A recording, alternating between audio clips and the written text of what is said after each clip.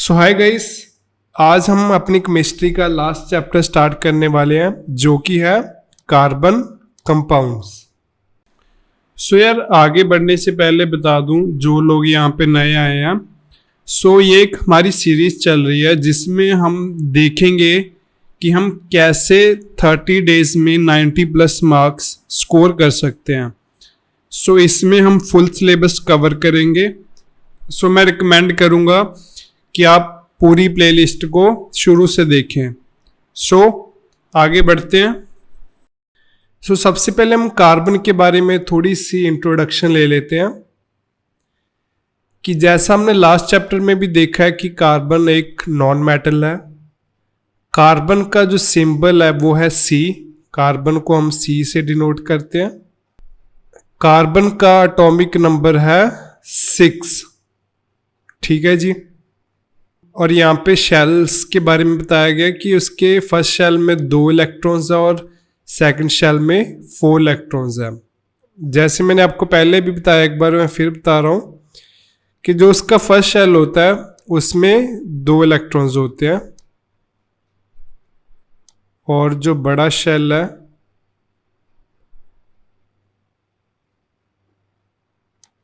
उसमें हमारे पास यहाँ पे 4 इलेक्ट्रॉन्स है। ठीक है जी। बट उसको स्टेबल होने के लिए इसमें 8 इलेक्ट्रॉन्स चाहिए। वो हम देखेंगे कि ये 8 इलेक्ट्रॉन्स अपने कैसे पूरे करता है। बट फिलहाल के लिए ये समझिए कि इसके फर्स्ट शेल में 2 इलेक्ट्रॉन्स और लास्ट शेल में इसके 4 इलेक्ट्रॉन्स है। गाइस, कोई भी अगर आपके पास मटेरियल है, जैसे मान लीजिए ऑक्सीजन है, ये आपके सिलेबस में नहीं है बट जनरली वैसे ही बता रहा हूँ आपको। ऑक्सीजन का एटॉमिक नंबर 8 है तो उसका भी यही होगा, उसके फर्स्ट शेल में 2 इलेक्ट्रॉन्स होंगे और लास्ट शेल में उसके 6 इलेक्ट्रॉन्स हो जाएंगे, क्योंकि 8 में से 2 गए, 6 रह गए, तो यहाँ पे उसके 6 इलेक्ट्रॉन्स होंगे। उसके बाद लिखा हुआ टेट्रावैलेंट। टेट्रा मीन्स 4 होता है।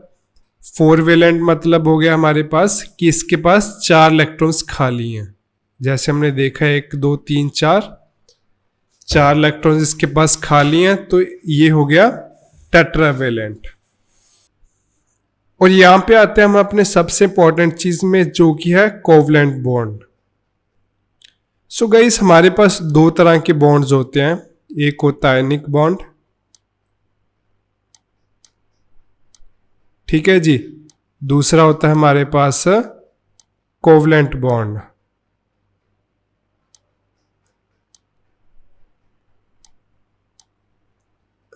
गाइस, आयनिक बॉन्ड में क्या होता है, जो मेटल्स या नॉन मेटल्स हैं वो अपने इलेक्ट्रॉन्स या तो दे देते हैं या ले लेते हैं ताकि वो स्टेबल हो सके। कोवलेंट बॉन्ड में क्या होता है गाइस, जो एटम्स होते हैं वो अपने इलेक्ट्रॉन्स आपस में शेयर कर लेते हैं। मतलब ना वो देते हैं ना लेते हैं, मिलके वो शेयर कर लेते हैं, मतलब मिलके वो एक बॉन्ड बना लेते हैं। अगर आपको नहीं समझ में आया तो आगे मैं आपको एग्जांपल देने वाला हूँ, उससे आपको अच्छी तरह समझ में आ जाएगा। अगर यहाँ पे आपको एक डेफिनेशन लिखनी है कोवलेंट बॉन्ड की तो आप लिख सकते हो। क्या कह रहा है, the bond formed by sharing of electrons between same or different atom is called covalent bond. ठीक है जी। कहता कोवलेंट बॉन्ड क्या है, वो वाला बॉन्ड जिसमें इलेक्ट्रॉन शेयर करते हैं between same or different atoms. जैसे हमारे पास एक कुछ एग्जांपल्स हैं कोवलेंट बॉन्ड की। जैसे फर्स्ट एग्जांपल है हाइड्रोजन। हाइड्रोजन का क्या है, हाइड्रोजन के पास एक ही इलेक्ट्रॉन होता है। अगर वो एक भी इलेक्ट्रॉन दे देगा या ले लेगा तो वो कंप्लीटली अनस्टेबल हो जाएगा। तो वो क्या करता है, कोवलेंट बॉन्ड बनाता है दूसरे हाइड्रोजन के साथ। उसको 2 इलेक्ट्रॉन्स चाहिए थे स्टेबल होने के लिए, तो उसने क्या किया, बॉन्ड बना लिया। एक इलेक्ट्रॉन उसके पास दूसरे हाइड्रोजन का आ गया, एक उसके पास खुद का था, तो वो स्टेबल हो गया। ठीक है जी। सेम केस है ऑक्सीजन के साथ। ऑक्सीजन के आउटर शेल में आप देख सकते हो कि 6 इलेक्ट्रॉन्स थे, उसको स्टेबल होने के लिए 2 चाहिए थे, है ना। तो ऑक्सीजन भी 2 एटम्स नहीं ले सकता था, तो उसने क्या किया, बॉन्ड बना लिया 2 इलेक्ट्रॉन्स का 2 मॉलिक्यूल्स में। ठीक है, 2 उसके खुद के थे, 2 उसने दूसरे के साथ बॉन्ड बना लिया। तो अभी आप देख सकते हो कि उसके पास कितने हो गए, 8, 1 2 3 4 5 6 7 8। तो उसके पास 8 हो गए, वो स्टेबल हो गया। और दूसरे के पास भी कितने हो गए, 8, 1 2 3 4 5 6 7 8। मतलब आप देख सकते हो कि यहाँ पे मैं आपको क्या शो कर रहा हूं कि इन्होंने ना तो दिए इलेक्ट्रॉन्स ना लिए, इन्होंने शेयर कर लिए। यही सेम इलेक्ट्रॉन इसके पास भी है, यही सेम इलेक्ट्रॉन इसके पास भी है, दोनों शेयर कर रहे हैं, है ना। सिमिलरली लास्ट एग्जांपल हमारे पास नाइट्रोजन की। नाइट्रोजन के पास कितने थे आउटर शेल में, 5। कितने चाहिए थे उसको, 3 और चाहिए थे। तो उसने क्या किया, 3 का शेयर कर लिया आपस में। तो उसके पास अभी कितने हो गए, 8, 1 2 3 4 5 6 7 8। सिमिलरली दूसरे के पास भी कितने हो गए, 8, 1 2 3 4 5 6 7 8। ठीक है जी, समझ में आया। चलो जी, सो कोवलेंट बॉन्ड का कंसेप्ट काफी इंपॉर्टेंट था। आई होप कि आपको समझ में आया होगा। अगर नहीं समझ में आया तो आप इसको दोबारा भी देख सकते हो। सिमिलरली मैं आपको कार्बन की भी एग्जांपल एक बार दे के बताता हूं कि कार्बन के पास आउटर शेल में 4 इलेक्ट्रॉन्स थे, उसको और कितने चाहिए थे, 4 ही चाहिए थे स्टेबल होने के लिए। तो उसने क्या किया, दूसरे कार्बन एटम के साथ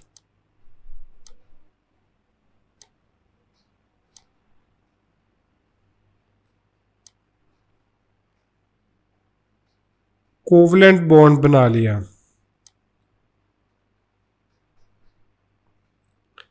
अभी देखिए इसके पास भी 8 एटम्स, इसके पास भी 8 इलेक्ट्रॉन्स आ गए, दूसरे के पास भी 8 आ गए, है ना। सो इस तरह ना तो इन्होंने एक दूसरे को दिए ना लिए, शेयर कर लिए। सो इससे क्या हुआ, ये स्टेबल भी हो गए और इनका काम भी बन गया। सो चलिए अभी हम अपने नेक्स्ट टॉपिक की तरफ बढ़ते हैं। नेक्स्ट टॉपिक है हमारे पास हाइड्रोकार्बन्स। सो क्या कह रहा है, the compounds made up of hydrogen and carbon are called hydrocarbons.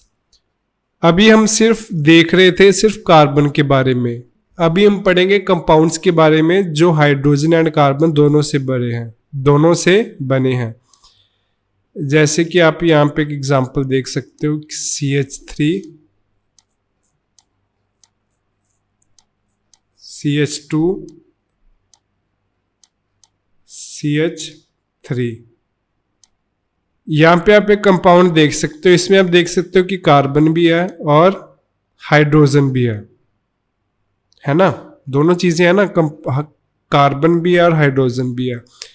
तो ये क्या हो गया, हाइड्रोकार्बन्स। अभी हमारे पास टाइप्स बताए हुए आगे। एक होता है सैचुरेटेड हाइड्रोकार्बन्स, एक होते हैं अनसैचुरेटेड हाइड्रोकार्बन्स। सो ये भी देख लेते हैं एक बार। सैचुरेटेड हाइड्रोकार्बन्स कौन से होते हैं, अल्केन्स। मतलब क्या है इसका, कहता है the hydrocarbon in which there is only one single covalent bond between each carbon atoms. So जैसे आप यहां पे देख सकते हो कि इसमें सिर्फ एक सिंगल कोवलेंट बॉन्ड है ना। तो जिसमें एक सिंगल कोवलेंट बॉन्ड होगा उसको हम बोलेंगे सैचुरेटेड हाइड्रोकार्बन्स और अल्केन्स। ठीक है जी, ये एग्जाम्पल है C2H6 इथेन। ये साथ साथ आप नोट भी बना सकते हो इसके। अनसैचुरेटेड हाइड्रोकार्बन्स कौन से हो गए, अल्कीन्स एंड अल्काइंस। मतलब hydrocarbon in which there is double और ट्रिपल बॉन्ड और बोथ इन बिटवीन कार्बन्स। ठीक है जी। अल्कीन्स मतलब 2 कोवलेंट बॉन्ड होंगे एंड अल्काइंस मतलब 3 कोवलेंट बॉन्ड्स होंगे। आगे एक बार एग्जांपल भी देखेंगे इसकी। जैसे आप देख सकते हो कि अल्कीन की एग्जांपल है इथीन। जैसे मैंने आपको बोला था अल्कीन किसको बोलेंगे जिसमें डबल बॉन्ड है, तो आप यहाँ पे देख सकते हो कि डबल बॉन्ड होगा। एंड अल्काइंस मतलब जिसमें ट्रिपल बॉन्ड है, तो आप देख सकते हो कि यहाँ पे हमारे पास ट्रिपल बॉन्ड है। अभी हमारे पास नेक्स्ट टॉपिक है जो कि है नॉमेनक्लेचर। नॉमेनक्लेचर क्या है कि जैसे हमें मान लीजिए फार्मूले दिए हुए हैं यहाँ पे C3 लेट्स से H8 है ना, C5 H12 C7 H14, ऐसे कुछ फॉर्मूलेस दिए हुए हैं और हमें बोलेगा कि इसका नामकरण करो, तो हम नामकरण उसका कैसे करेंगे, तो उस चीज़ को बोलते हैं नॉमेनक्लेचर। जैसे हमने अपनी प्रीवियस एग्जांपल में देखा था कि इसका एक नाम था, जैसे इसका नाम था इथीन, इसका नाम था इथाइन, है ना। तो हमें देखना है कि ये नामकरण हम कैसे करेंगे। सबसे पहला होता है जी हमें प्रीफिक्स देखना होता है। प्रीफिक्स हम कैसे डिसाइड करते हैं, नंबर ऑफ कार्बन से। जैसे हमारे पास 1 कार्बन है तो मैथ हो गया, 2 कार्बन है एथ हो गया, 3 कार्बन है प्रोप हो गया, 4 कार्बन है ब्यूट हो गया, 5 pent, 6 hex, 7 hept, 8 oct, 9 non, 10 the dec. इस साथ साथ मैं आपको समझाता चलूंगा मैं। जैसे आप यहाँ पे देख सकते हो कि 3 कार्बन है, तो 3 का क्या लिखा हुआ, प्रोप।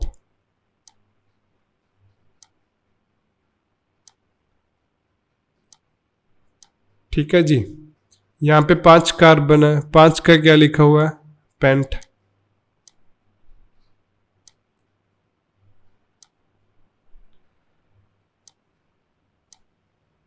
यहाँ पे है 7 कार्बन, यहाँ पे होगा आपके पास हेप्ट।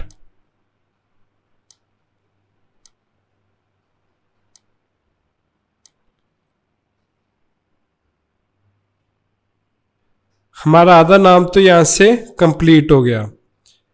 आधा नाम कैसे होगा, सुफिक्स से।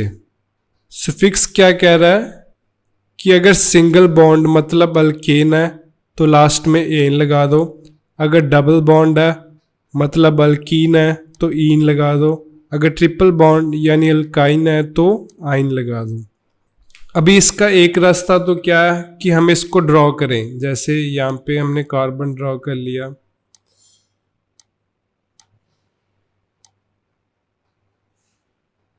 है ना। हम हाइड्रोजन लगा लगा के देखेंगे, 8 हाइड्रोजन है।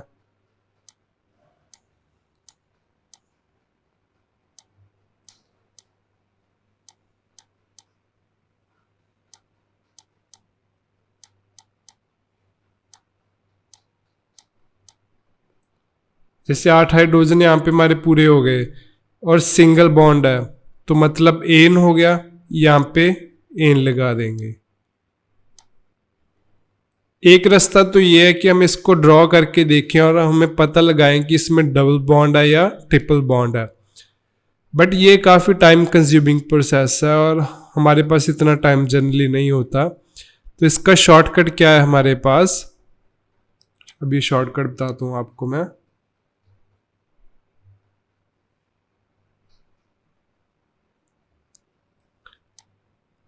ये चीज़ आप नोट भी कर सकते हैं कि अगर हमारे पास जो हाइड्रोजन ये कार्बन के डबल से 2 ज़्यादा है ना। जैसे आप यहाँ देख सकते हो कि 8 है, कार्बन थे 3, 3 का डबल हुआ 6 प्लस 2, मतलब अगर हाइड्रोजन कार्बन के डबल से 2 ज़्यादा है तो ये हमेशा अल्केन होगा।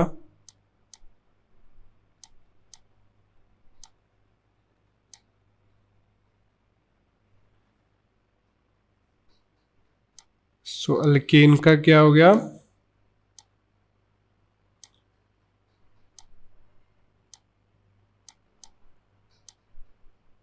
Two into carbon plus two. ठीक है जी, ये हमेशा अल्केन होगा तो हम इसका फिक्स लगा देंगे एन। जैसे दूसरी एग्जांपल भी आप देख सकते हो कि इसमें भी क्या है, ये कार्बन के डबल से 2 ज़्यादा है ना, तो ये भी हमारे पास क्या हो जाएगा, पेंटेन। और दूसरा केस हमारे पास क्या है जिसमें हाइड्रोजन कार्बन से सीधा डबल है। जब आपके पास हाइड्रोजन जो है वो कार्बन से डबल हो तो वो केस क्या होता है, अल्कीन का।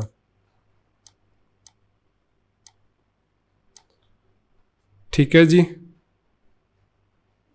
सो ये हमारे पास क्या हो गया, हेप्टीन।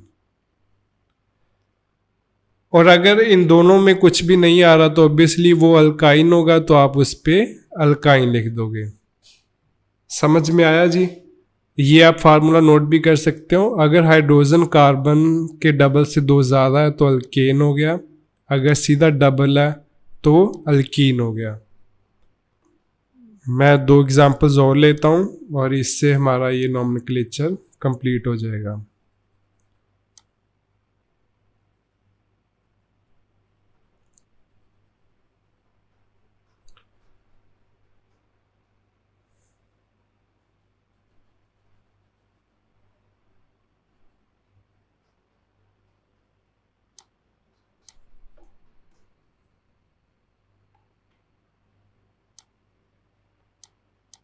सो एग्जांपल है जी C5H10।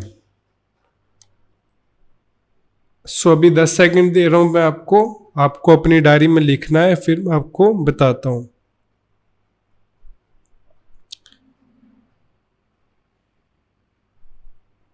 एक और केस भी यहां पे लिख ही देता हूं, ये भी आप सोच लीजिए।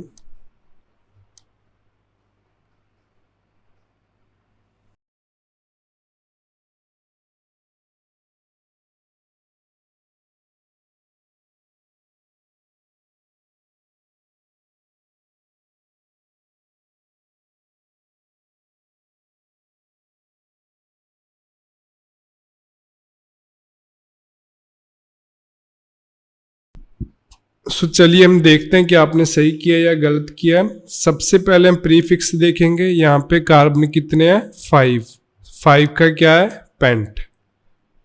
सो यहाँ पे हम लिखेंगे पेंट, है ना। हाइड्रोजन कितने हैं, कार्बन से डबल।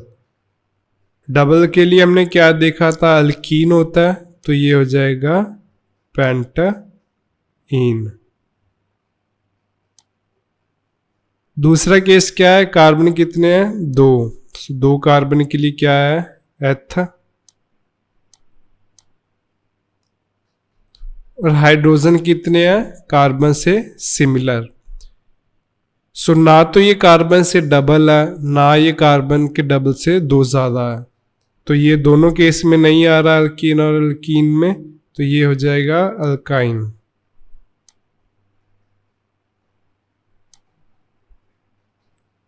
ठीक है जी, सभी को समझ में आया। सो गाइस ये था हमारा बेसिक नॉमेनक्लेचर। सो यार अभी तक हमने देखा नेमिंग सिर्फ कार्बन और हाइड्रोजन के मॉलिक्यूल्स की। अभी हम देखेंगे कि उसके साथ अगर कुछ और फंक्शनल ग्रुप्स हैं हमारे पास, अगर वो लगे हों तो हमारी नेमिंग कैसे होगी। सिर्फ 5 मिनट का टॉपिक है, इसमें अगर आपने ध्यान दे दिया मुझे 5 मिनट, तो ये आपको कभी नहीं भूलेगा, ये मेरी गारंटी है। सो सबसे पहले हैं जी हमारे पास हैलो कंपाउंड्स, जिसमें है क्लोरीन, ब्रोमीन और आयोडीन। इसकी एक एग्जांपल दे रहा हूं मैं आपको। जैसे हमारे पास था, मान लीजिए CH3,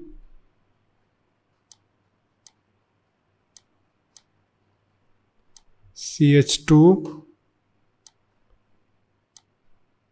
CH2 CH2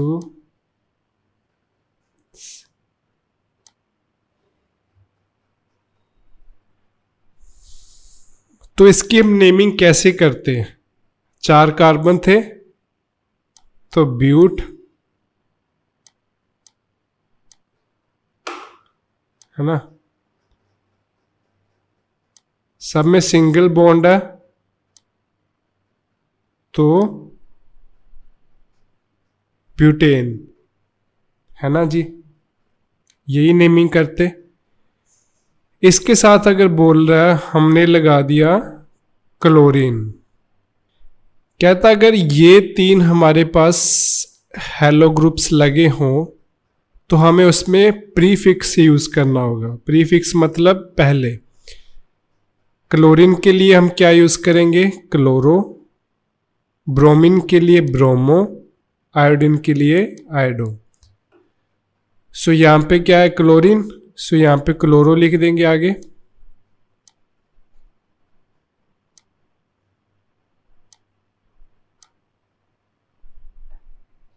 ठीक है जी।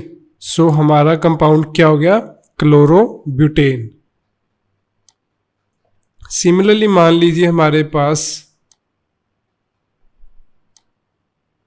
यहां पे होता ब्रोमीन। ऐसे आपको समझाने के लिए यहां पे लिख रहा हूं मैं। तो यहां पे हम क्या लिखते?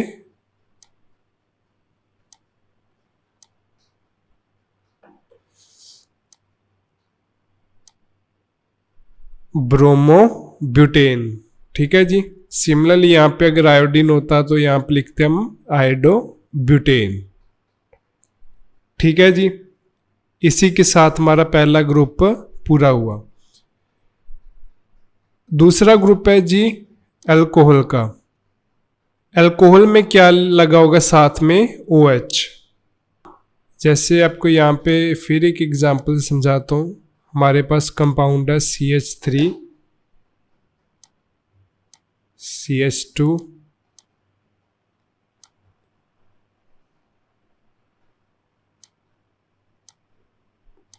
CH2। अब इसका नाम क्या होता जी? मेथेट प्रोप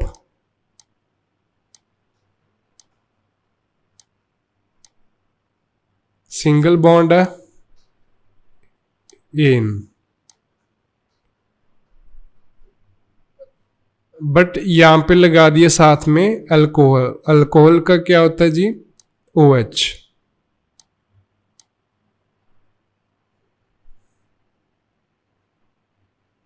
सो कहता जहां पे अल्कोहल लगा होगा वहां पे आपको सफिक्स यूज करना है। सफिक्स क्या है? ओल। गाइस सिर्फ पहला ग्रुप था जो हमारा हेलो ग्रुप, उसमें ही हम सिर्फ प्रीफिक्स यूज करते हैं, बाकी सभी में हम सफिक्स यूज करेंगे। सो सफिक्स क्या है जी? ऑल। सो यहां पे लिखेंगे ऑल। बट अगर हम ऐसे लिखते हैं तो गाइस क्या होता है, इसकी ना प्रोनाउंसिएशन गलत हो जाती, जैसे प्रोपीनॉल बन जाता। तो हमारी केमिस्ट्री की कमेटी ने क्या डिसाइड किया कि भाई जब भी हम ऐसे सफिक्स यूज करेंगे तो लास्ट वाली ई हम हटा देंगे। ठीक है जी। इसको हम इरेज कर देंगे। सो ये क्या हो गया हमारे पास? प्रोपेनॉल। सिमिलरली एक और एग्जांपल ले लेते हैं।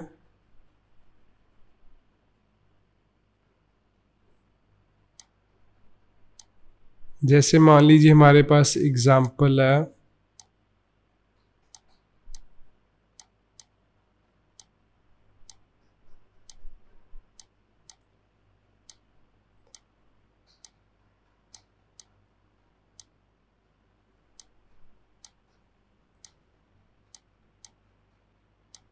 ये एग्जाम्पल है जी हमारे पास।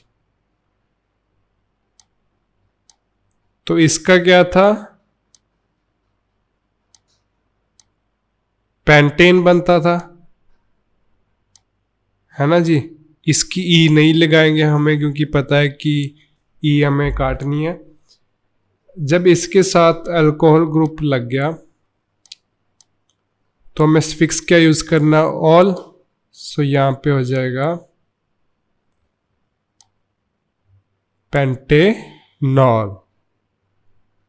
ठीक है जी, समझ में आया। चलो जी, ये सिर्फ गाइस 5 मिनट का टॉपिक है, बड़े इजी वे से मैं आपको समझा रहा हूँ एग्जांपल्स दे देकर। 2 ग्रुप्स और बचे हैं और हमारा नॉमेनक्लेचर कंप्लीट हो जाएगा। जैसे मैंने आपको पहले भी बताया कि सिर्फ हेलो ग्रुप को छोड़कर सभी में हम फिक्स यूज करेंगे। सिर्फ हेलो ग्रुप में हमने प्रीफिक्स यूज किया, बाकी सभी में हम फिक्स यूज करेंगे।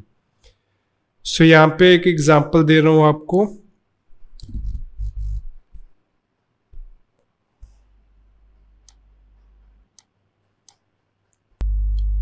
इसका क्या था, मैथ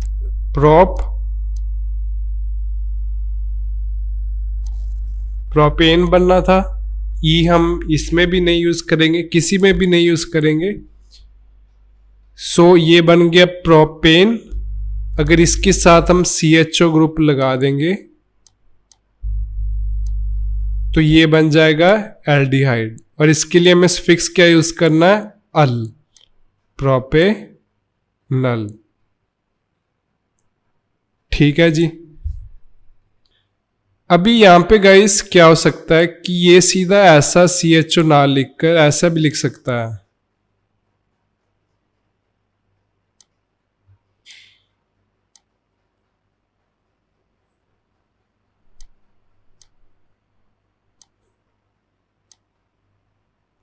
मतलब ऑक्सीजन ऊपर डाल देगा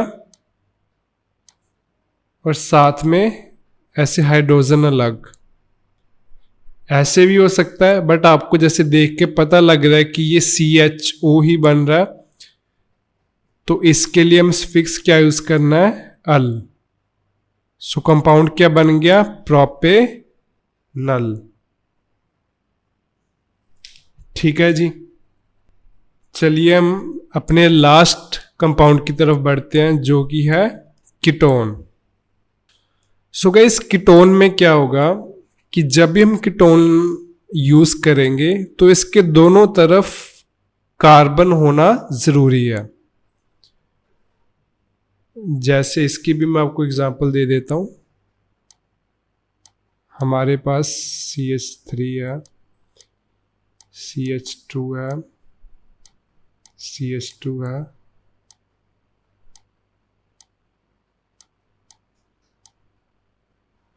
कभी भी कीटोन ऐसे नहीं लिखा जाएगा, इसके दोनों तरफ कार्बन होने जरूरी है। जैसे आप यहां पे देख सकते हो कि इस तरफ तो कार्बन है, बट उसके इस तरफ भी कार्बन होगा। ठीक है जी। जब हम इस तरह की नेमिंग करेंगे तो इस चीज में गई एक चीज और कि आपको कंफ्यूज नहीं होना है। जैसे अभी हम उसकी नेमिंग करेंगे तो हमारे पास 4 कार्बन्स है ना, हम इसको नहीं इंक्लूड करेंगे। जैसे हमारे पास क्या बना, मेथड प्रोप ब्यूट बना।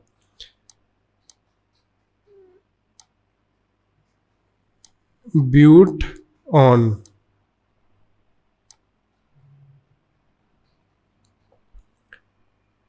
क्योंकि ये बीच में है तो आपको कंफ्यूज नहीं होना इसमें। इसको हम नेमिंग करते वक्त काउंट नहीं करेंगे, ये सिर्फ एक कीटोन की निशानी है।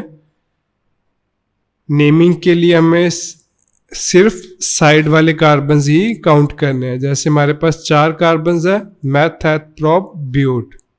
सो ये बन जाएगा ब्यूट, और यहाँ पे कीटोन है तो इसका फिक्स आ जाएगा 1। सो ये क्या बन गया, ब्यूटन। ठीक है जी। ये एक 5 मिनट का टॉपिक था। इसके साथ हमारी पूरी नेमिंग कंप्लीट हुई।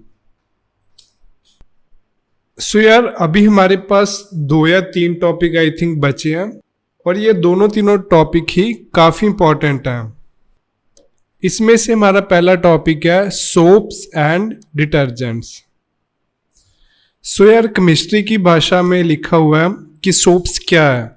क्या कह रहा है, कहता सोप्स आर सोडियम और potassium salt of long chain carboxylic acid. और वहीं पे डिटर्जेंट्स क्या है, कहना डिटर्जेंट्स आर अमोनियम साल्ट। बस यहाँ पे सोडियम और पोटाशियम की जगह अमोनियम आ जाएगा, बाकी सेम है। जैसे आप देख सकते हो कि कह रहा है कि detergents are ammonium salt of long chain carboxylic acid. यहाँ पे भी हमने वही देखा था, बस सिर्फ सोडियम और पोटाशियम की जगह यहाँ पे अमोनियम आ जाएगा। ये गई सोप्स का फार्मूला होता है C17H35CONA। अभी मैं आपको इसकी वर्किंग समझाता हूं कि ये वर्क कैसे करते हैं। सोप के गए दो पार्ट होते हैं, इनको जैसे मैंने यहाँ पे डिवाइड कर दिया। जो ये COONA पार्ट है इसको हम हेड बोलते हैं, ठीक है। जो ये वाला पार्ट है C17H35 इसको हम बोलते हैं टेल। सो गाइस क्या होता है कि जो ये हेड वाला पार्ट है ये होता है हाइड्रोफिलिक, मतलब ये क्या है, ये वाटर लविंग पार्ट है।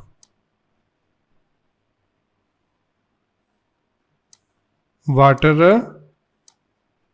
लविंग होता है। और दूसरा हाइड्रोफोबिक, मतलब ये देखने से पता लग रहा है ये पानी से डरता है।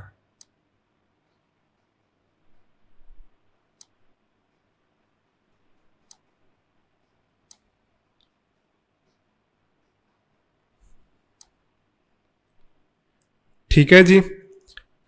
तो क्या होता है कि जब हम गंदे कपड़े को सोप और पानी में डालते हैं तो क्या होता है कि जो डर्ट वाला पार्ट है वो हाइड्रोफोबिक एंड से अटैच हो जाता है, और जो हाइड्रोफिलिक एंड है ये वाटर से अटैच हो जाता है। सो ये जब दोनों ऐसे अटैच हो जाते हैं तो पानी में एक स्ट्रक्चर बनता है जिसको बोलते हैं मिसल्स।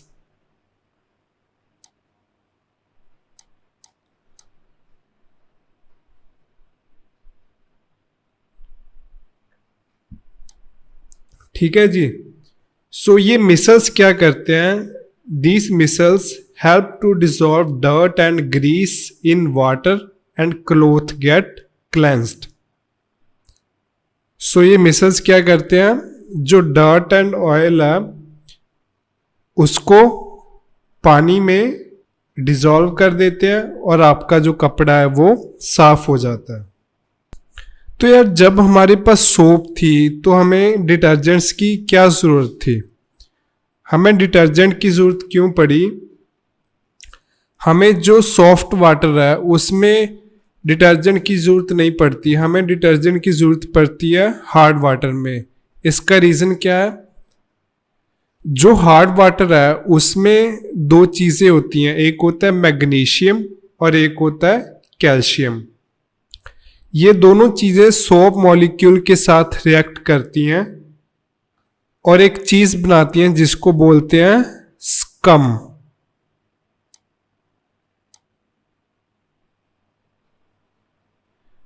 तो जो ये स्कम है ये कपड़ों की क्लीनिंग में रुकावट बनता है, मतलब उसके क्लेंजिंग एक्शन को पूरा होने नहीं देता।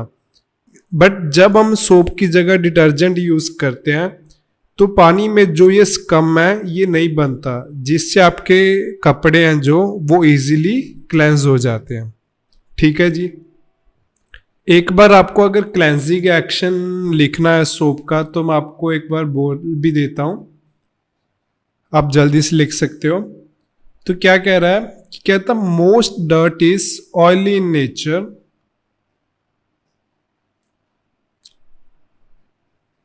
जहां पे आपको आंसर नहीं लिखा गया आप एक बार पॉज भी कर सकते हो। आगे क्या कह रहा है, the hydrophobic end of soap molecule, hydrophobic end of soap molecule attaches itself with dirt, attaches itself with dirt, and the hydrophilic end attaches itself with molecule of water. This result in formation of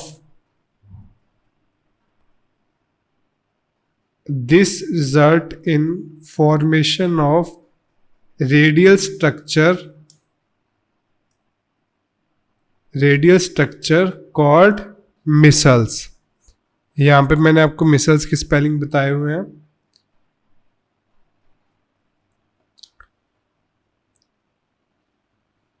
These micelles help to dissolve dirt and grease in water and your clothes get cleansed. ठीक है जी. सो ये था सारा आपका soap and detergents के बारे में. आगे बढ़ते हैं.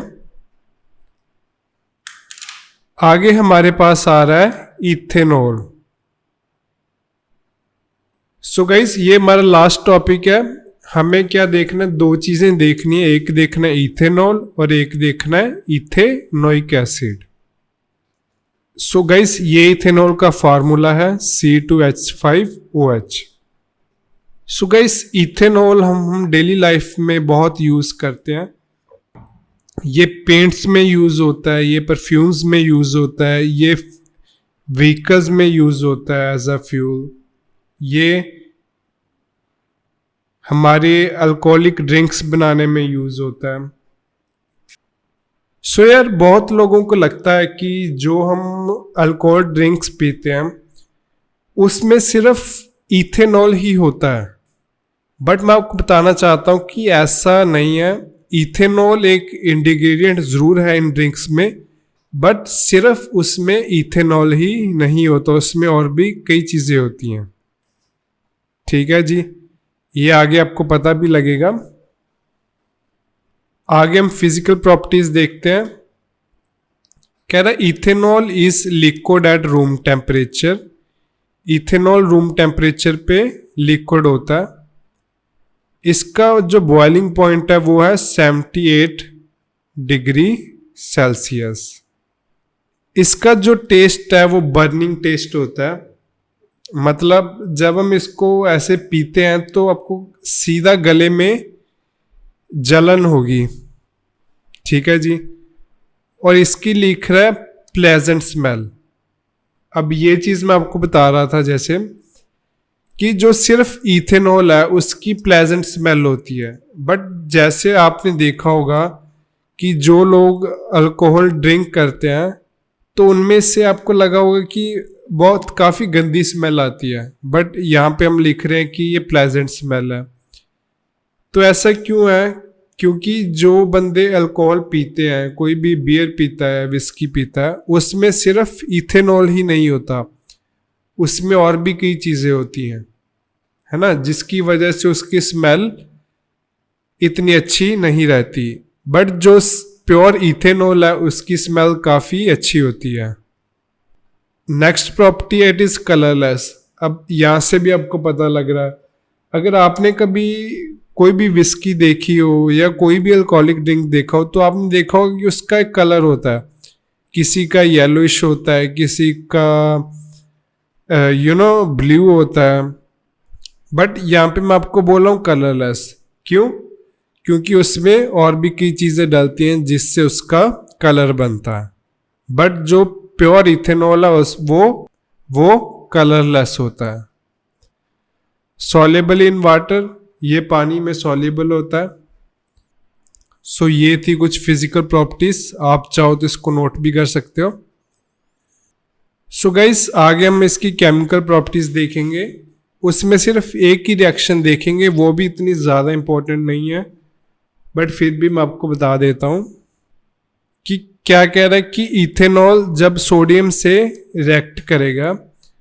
अब यहाँ पे आपको कंफ्यूज नहीं होना, यहाँ पे मैंने C2H5 को खोल कर लिखा हुआ है, बट ये C2H5OH ही है. जो मैंने आपको फार्मूला बताया इथेनॉल का, उसको यहाँ पे हमने खोल दिया है. कह रहा है इथेनॉल जब सोडियम से रिएक्ट करेगा तो ये क्या बनाएगा? एक तो हाइड्रोजन बनाएगा, एक बनाएगा सोडियम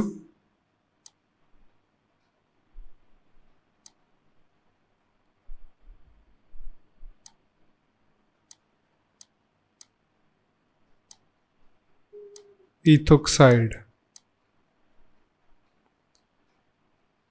ठीक है जी। नेक्स्ट है हमारे पास यूजेस। यूजेस वैसे हम देख ही चुके हैं, एक बार फिर देख लेते हैं। कह रहे it is used in fuel, fuel में यूज होता है।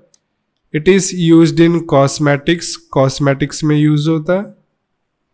It is used in alcoholic beverages, ये भी हम देख चुके हैं कि हम अल्कोहल में इसको यूज करते हैं। It is used in medicines. It is used in, यहां पे आप लिख रहे हो, पेंट्स।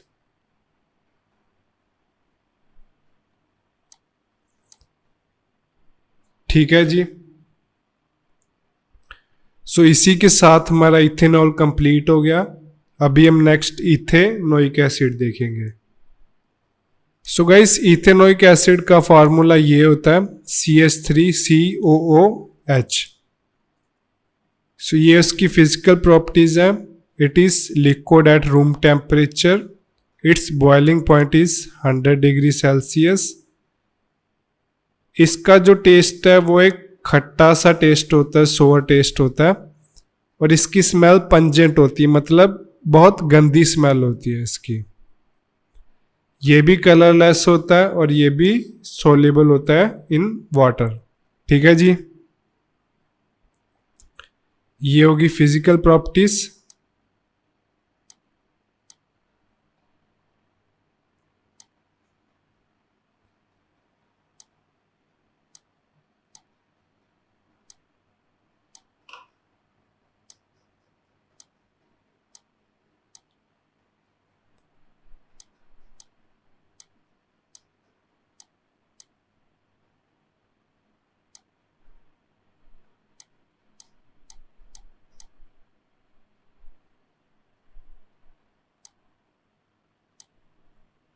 ठीक है जी। अभी हम केमिकल प्रॉपर्टीज देखते हैं इसकी। सो गाइस, ये जो रिएक्शन है ना, ये काफ़ी इंपॉर्टेंट रिएक्शन है। इसको हम बोलते हैं एस्टेरिफिकेशन। इसमें क्या है कि कह रहा जो इथेनोइक एसिड है, ये हमारे पास इथेनोइक एसिड है, ये जब रिएक्ट करेगा इथेनॉल से, हम इथेनॉल पीछे पढ़कर आए हैं, इन दोनों की जब हम रिएक्शन कराते हैं, इसमें कॉन्सेंट्रेटेड H2SO4 भी डलता है, तो इससे एक प्रोडक्ट बनता है जिसको हम बोलते हैं एस्टर्स। इसका नाम भी ऐसा ही है, एस्टेरिफिकेशन। तो एक प्रोडक्ट बनता है एस्टर, ये आपकी स्क्रीन पर है, और साथ में क्या निकलेगा, वाटर। सो गाइस, ये काफ़ी इंपॉर्टेंट रिएक्शन है, ये आपको ज़रूर याद करनी है। ये ना आपको शायद देखकर ऐसा लग रहा होगा कि यार काफ़ी मुश्किल सी है, बट मैं आपको सिंपल करके बताता हूँ कि ये देखो ये कंपाउंड कैसे बना। आपको बस यहाँ पे ये याद रखना है कि हमें वाटर साइड में निकाल देना। वाटर के लिए 2 हाइड्रोजन चाहिए, एक ऑक्सीजन चाहिए। एक तो ये काट देंगे इसमें OH, इसका H निकाल देंगे, है ना। H2 हो गया हमारे पास, बाकी सेम टू सेम ऐसे ही लिख देंगे हम। CH3COO, इसको हमने यहाँ पे इकट्ठा करके लिख दिया, C2H5। आप चाहो ऐसे भी लिख सकते हो, यहाँ पे इकट्ठा करके लिखा हुआ। तो ये बहुत एक सिंपल सी रिएक्शन है। ठीक है जी। आई होप कि आप लोगों को जितना भी मैंने समझाया समझ में आया होगा। अगर कुछ भी नहीं समझ में आया तो एक रिक्वेस्ट है कि इसको आप प्लीज़ रिपीट करके ज़रूर देखिए। So thanks for listening me guys, see you in next chapter.